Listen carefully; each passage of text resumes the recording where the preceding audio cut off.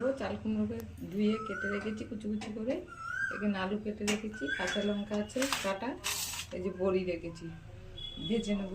আগে মশলা একটু তেজপাতা ধনে জিরে ভেজে গুঁড়ো করে দেবো নামানোর আগে।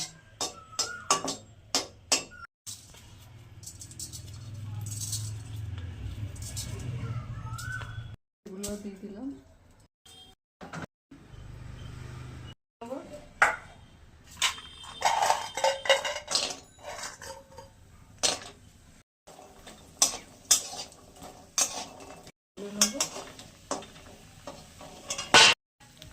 এই তেলের মধ্যেই আলুগুলো দিয়ে ভেজে নেব। একটু সরিয়ে নেবো আলুগুলো। শুকনো লঙ্কা, সর্ষ আর কালো জিরে ফোড়ন দিচ্ছি।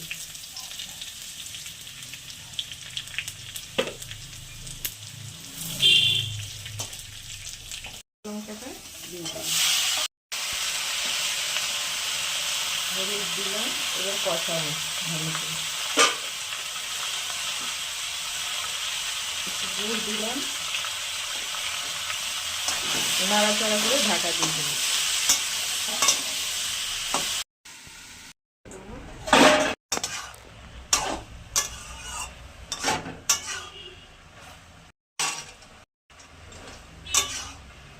এই জলেই হয়ে যাবে, চাল কুমড়ো দিয়ে যা জল বেরোবে এই জলেই রান্না হয়ে যাবে। এবারে এই যে মশলাটা গুঁড়ো করে রেখেছিলাম ভেজে দিয়ে দিলাম। নাহলে চালের গুঁড়ো দিয়ে দিতে হবে, ঘন্ট তো। আমি আটা দিলাম।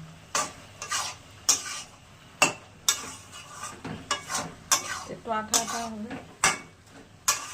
এবার নামিয়ে দেবো।